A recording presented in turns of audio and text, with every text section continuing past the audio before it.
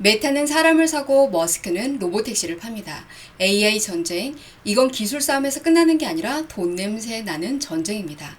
지금은 어디에 베팅을 해야 할까요? 투자 핵심 이슈를 살펴보면요. 요즘 증시는 날아가는데 금리는 또 왜 이렇게 들쑥날쑥할까요? 중요한 신호가 숨어 있습니다. 7월일까요? 9월일까요? 연준의 금리 인하 타이밍, 투자자들은 지금 예민하게 보고 있죠. 트럼프가 감세를 밀어붙이는데 이게 진짜 호재일까요? 아니면 또 하나의 정치 리스크일까요? AI 전쟁 2라운드, 이번엔 데이터 센터입니다. 이제는 칩이 아니라 전력과 서버 싸움입니다. 엔비디아랑 마이크로소프트 둘 다 미친 듯이 올라가는데요. 누가 먼저 4조 달러 클럽을 찍을까요? IPO가 줄줄이 대기 중입니다. 지금 조용한 유니콘들 곧 시장을 들썩이게 할지도 모릅니다. 비트코인에 인생을 건 사람, 허상이라면서 숏을 친 사람, 여러분은 누구 편이신가요? 나이키는 급등했고 팔란티어는 급락했습니다. 하루 만에 희비가 갈렸습니다. 지금 종목별 전략이 진짜 중요해졌습니다. 자세한 내용을 소개해 드립니다.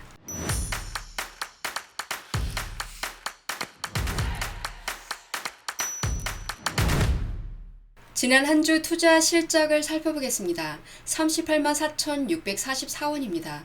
TSL에서 8만원, 소엑셀에서 23만원, 서클에서 7만원의 수익을 만들었습니다. 반도체 강세 덕에 소엑셀 수익을 만들 수 있는 한 주였습니다. 경제 및 정책 변화를 살펴보겠습니다. S&P 500은 신기록을 세웠는데요. 금리는 변수로 작용하고 있습니다. 먼저 인플레이션 이야기부터 시작해보면요. 5월의 코어 PC 물가는 연준이 가장 주목하는 지표인데요. 2.7% 나왔습니다. 시장 예상보다 높은 수치였죠. 그 말인즉슨 7월의 금리 인하 쉽지 않다는 얘기입니다. 물가가 높아졌는데 이런 상황에서 금리를 내리면 물가가 더 오를 위험이 있습니다. 그래서 연준은 고용이 충분히 식을 때까지 금리 인하를 미루겠다는 입장이죠. 소비는 줄고 소득도 감소했는데 물가는 여전히 꿈틀댑니다. 이건 투자자 입장에서는 불편한 그림입니다. 그런데 여기에 정치적인 변수까지 얹어졌습니다. 트럼프는 파월 의장을 아직 임기 안 끝났지만 슬슬 바꿀 준비를 하는 모습입니다. 이미 월러와 보험원 같은 자기 사람들이 금리 인하 가능성을 언급하고 있죠. 정책 독립성에 금가기 시작하면 시장엔 당장은 환호할 수 있어도 장기금리나 달러는 불안해질 수 있습니다. 이 와중에 S&P 500은 또 사상 최고치 경신을 눈앞에 두고 있죠. 이런 시장 어떻게 봐야 할까요? 제가 드리고 싶은 조언은 이겁니다. 단기 금리 인하에 기대를 걸지 말아야 합니다. 지금은 오히려 기대감이 반영된 시점이고 실적이 뒷받침되는 종목만 살아남습니다. 7월이냐 9월이냐 금리 인하 게임이 시작됐습니다. 미국 국채가 3주 연속 상승했습니다. 연준 인사들이 다음 회의에서 금리 인하 열려있다는 멘트를 던지면서 시장에서는 9월 인하를 거의 기정사실로 보고 있습니다. 심지어 트럼프가 파월을 교체할 가능성까지 거론되면서 더 완화적인 통화정책이 올 수 있다는 기대가 커졌죠. 블룸버그 국채 지수는 이번 주에만 0.8%가 상승했습니다. 4월 이후 가장 좋은 흐름을 보였고요. 월간으로도 2월 이후 최고 수익률을 찍고 있습니다. 정해진 이자 수익을 가진 채권은 금리 인하기에 더 매력적이죠. 예를 들어 4% 이자를 주는 채권이 있는데 시장 금리가 3%로 내려가면 그 4% 채권이 더 귀해지고 가치가 올라갑니다. 그래서 채권 수익률이 더 올라갈 수 있겠죠. 하지만 주의할 점도 있습니다. 30년물 같은 장기채는 재정 적자 우려로 여전히 매도 압력이 있죠. 트럼프의 빅 뷰티풀 법안처럼 재정 지출 확대 뉴스가 계속 나오면 장기물 수익률은 더 뛸 수도 있습니다. 트럼프 대통령이 밀어붙이고 있는 세금, 이민 법안, 이름도 거창하게 원 빅 뷰티풀 빌이 상원에서 첫 번째 문턱을 넘었습니다. 찬반이 팽팽했지만 결국 공화당이 51대 49로 토론 개시에 성공했죠. 이 법안에는 트럼프의 핵심 공약들이 빼곡히 담겨 있습니다. 팁과 초과 근무에 대한 소득세 면제, 국방비 확대, 이민자 대규모 추방 예산 등이 포함되어 있는데요. 문제는 그 재원을 마련하기 위해서 메디케이트와 푸드 시스템 같은 복지 예산을 1조 달러 넘게 줄인다는 것입니다. 이런 정책 방향은 투자자 입장에서는 여러 해석이 가능하죠.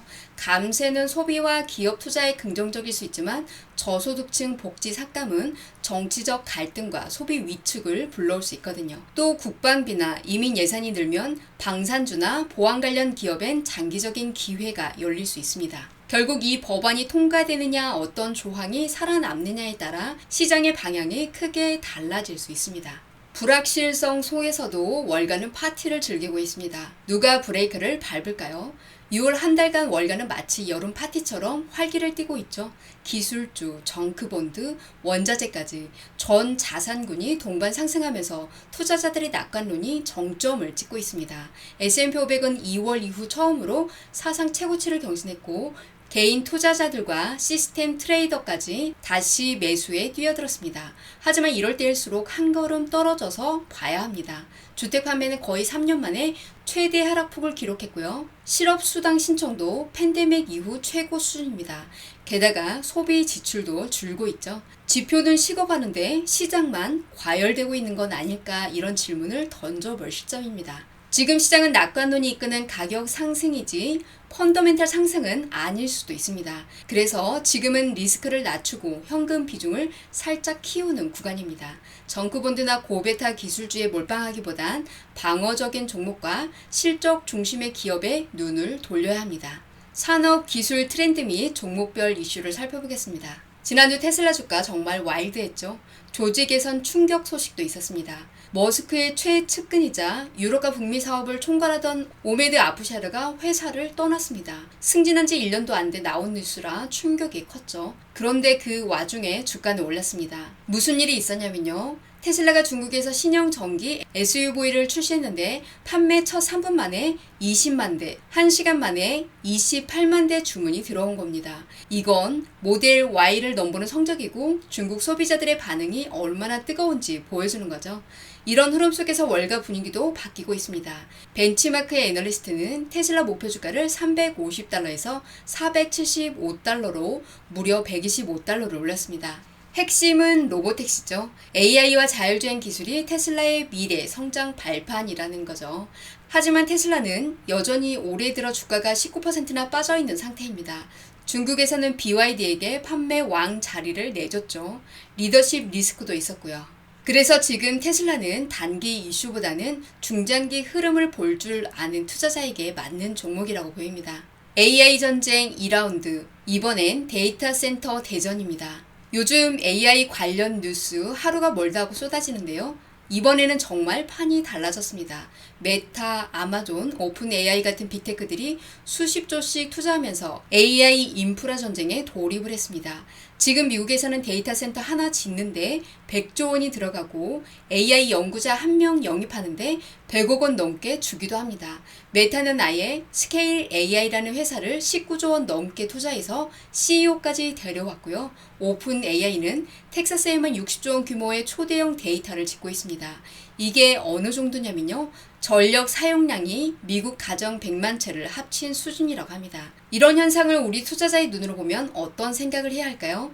지금은 AI라는 테마 자체보다 이걸 움직이는 기반, 즉 전력, 데이터 센터, GPU 같은 핵심 인프라 기업에 주목할 때입니다. 예를 들어 엔비디아처럼 GPU를 공급하는 기업, 마이크로소프트나 아마존처럼 클라우드 인프라를 장악한 기업 또는 전력 회사까지도 이 흐름에서 이익을 볼 수 있겠죠. 메타는 100억 달러 쓰고도 밀렸습니다. 메타가 초조한 질주를 하고 있습니다. 마크 저커버그 그 완벽주의 CEO가 직접 나서서 우리 AI가 한 수 아래다라고 인정을 했습니다. 충격이죠. 심지어 라마라는 자체의 AI 모델이 오픈 AI나 구글보다 못하다는 게 공개적으로 드러나면서 메타 내부에서도 AI 방향성을 재점검하고 있다고 합니다. 그래서 저커버그는 요즘 정말 돈을 쓸어 담듯이 AI 인재들을 모으고 있습니다. 오픈 AI 출신 연구원 45명에게 수십억 원짜리 연봉 제안을 했다고 합니다. 일각에서는 AI 천재 한 명이 기업 운명을 바꾼다는 말도 나오는데요. 이제는 코딩 잘하는 개발자보다 AI 알고리즘을 설계할 수 있는 천재들이 주인공이 되는 시대입니다. 여기서 우리가 봐야 할 포인트는 딱 하나입니다. 기술은 결국 사람이 만든다는 사실이죠. 주가가 AI 모델 발표 하나에 흔들리기도 하지만 그 모델을 만든 인간의 역량이 기업의 진짜 경쟁력이 되는 거죠. 엔비디아와 마이크로소프트 중 누가 먼저 시가총액 4조 달러를 돌파할까요? 최근 며칠간 엔비디아가 다시 1위 자리를 탈환했습니다. 주가도 연일 신고가를 찍으면서 155달러를 넘겼죠. 시총은 3.78조에 달했습니다. 반면에 마이크로소프트는 3.69조 달러이죠. 둘 다 턱밑까지 왔습니다. 웨드부시 애널리스트들은 올 여름이면 두 회사 모두 4조 클럽에 입성할 거라고 합니다. 중요한 건 숫자 싸움만이 아닙니다. 엔비디아는 AI 칩의 절대 강자죠. AI 시대의 금과 석유를 바로 이 회사의 GPU라는 말이 나올 정도죠. 반면 마이크로소프트는 클라우드 기반의 AI 생태계를 확장하면서 플랫폼으로 자리 잡고 있습니다. 오피스에서 챗 GPT까지 AI를 실생활에 녹여내는 힘이 강합니다. 이 두 기업의 성장 가능성과 리스크를 나눠서 보는 힘, 그것이 좋은 투자로 이어질 것입니다. ETF를 통한 분산 투자도 방법이 될 수 있습니다. 조정이 올 때마다 조금씩 담아가는 전략 여전히 유효해 보입니다. 지난 금요일 나이키가 무려 15% 급등하면서 시장의 이목을 끌었고 반면 팔란티어는 9% 가까이 급락을 했습니다. 나이키는 매출은 줄었지만 시장 예상치를 뛰어넘는 실적을 내면서 이제 회복의 길로 접어들겠다는 신호를 줬고요. 새 CEO도 전략 전환을 강조했습니다. 그에 비해서 팔란티어는 그동안 AI 기대감에 너무 빨리 오른 탓일까요? 차익 실현 매물에 한 방 맞았습니다. 하지만 올해 상승률이 73%에 이르는 만큼 지금 조정은 오히려 자연스러운 숨고르기로 볼 수도 있습니다. 그리고 보잉은 오랜만에 좋은 소식을 내놨습니다. 투자 의견 상향과 목표가 상향에 힘입어서 주가가 6% 가까이 상승을 했습니다. 이런 장에서 우리는 개별 기업의 흐름을 꿰뚫어보는 눈이 생존 전략입니다. 무턱대고 테마를 따라가기보단 지금처럼 실적과 전략이 있는 종목에 주목을 해야 합니다. 다음은 투자 전략을 살펴보겠습니다. 요즘 조용했던 IPO 시장에 큰 파도가 몰려올지도 모릅니다. AI 로봇, 국방 기술 분야 같은 데는 아직 상장되지 않은 기업들이 많고 오히려 이들이 비상장 상태에서 몸값을 키우면서 2차 거래로 유동성을 확보하고 있다는 거죠. 예를 들어 스페이스X, 오픈 AI, 스트라이프, 데이터브릭스 같은 기업들이 대표적입니다. 이런 기업들의 주식을 직원이나 초기 투자자들이 사고 팔 수 있는 2차 시장 규모만 해도 600억 달러를 넘었습니다. 그러니까 상장은 안 했지만 이미 내부에선 큰 손들이 돈을 들이붓고 있다는 뜻이죠. 그런데 중요한 건 이제 이 비상장 기업들이 상장으로 이동할 타이밍에 가까워지고 있다는 겁니다. 최근에 기술 기업들이 제로 쿠폰 전환사채를 발행하면서 자금을 모으는 사례가 늘고 있습니다. 이건 상장을 앞둔 준비 작업일 가능성이 높다는 분석입니다. 이럴 때 우리 투자자들은 두 가지를 고민해야 합니다. 첫째, 지금은 아직 직접 투자를 할 수 없지만 ETF나 VC 연계 펀드를 통해서 간접적으로 접근하는 전략입니다. 두 번째는 어떤 기업이 상장할 때 성장 기대감으로 시장에서 주목받을지를 미리 추적해 보는 겁니다. 특히 AI, 로보틱스, 핀테크 기업들의 밸류에이션은 높지만 상장 직후 가격이 조정될 가능성도 염두에 둬야겠죠. 그러니 그냥 다 오를 거야 라는 낙관보다는 누가 진짜 상장 후에 수익을 줄 기업인지 선별적으로 봐야겠습니다. 투자하면서 뉘우치게 하는 기사를 확인했습니다. 주식은 참는 게임입니다. 흔들려도 가만히만 있으면 이기는 게임인 거죠. 요즘 주식시장이 시끄럽습니다. 전쟁 소식도 정치 뉴스도 관세 이야기도 매일 쏟아지죠. 그런데 말이죠. 진짜 투자자라면 이런 뉴스에 흔들릴 필요가 없습니다. 시간은 진짜 무기가 될 수 있습니다. 87세 투자대가 찰스 앨리스가 말합니다. 투자의 비밀은 시간이다. 많은 사람들이 1, 2년만 지나가도 장기 투자라고 생각하지만 앨리스는 말합니다. 60년이 진짜 장기다. 만약 여러분이 20대 중반에 시작해서 80대 중반까지 주식 투자를 꾸준히 이어간다면 그건 단순한 투자가 아니라 복리의 기적을 직접 체험하는 여정이 됩니다. 실제로 지난 60년간 S&P 500의 연평균 수익률은 10.46%, 수익률이 아니라 복리 수익률이 중요한데요. 1000달러가 39만 달러로 불어나는 결과를 가져왔습니다.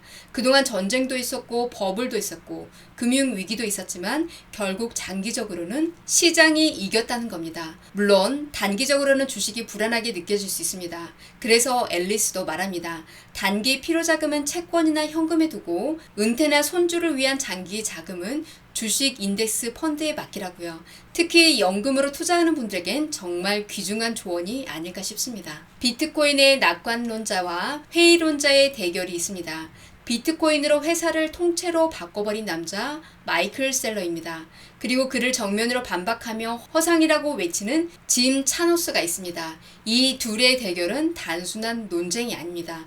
미래에 투자할 것인가, 허상을 걷어낼 것인가 라는 아주 본질적인 질문이기도 하죠. 세일러는 마이크로스트래티지라는 회사를 사실상 비트코인 투자 회사로 바꿨습니다. 회사 주식과 채권을 팔아서 비트코인을 사 모았고 지금은 전 세계 비트코인의 2% 이상을 보유하고 있습니다.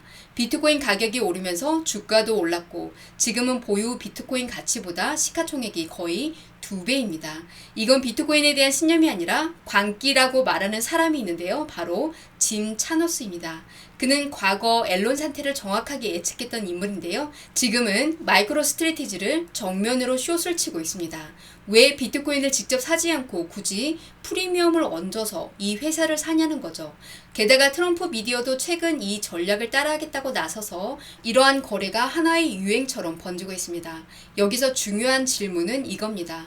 과연 세일러처럼 미래를 보고 전 재산을 걸 수 있느냐, 아니면 차노스처럼 냉정하게 구조를 분석하느냐. 지금 시장엔 두 가지 흐름이 있는데요. 하나는 꿈에 투자하는 자들, 다른 하나는 현실을 체크하는 자들입니다.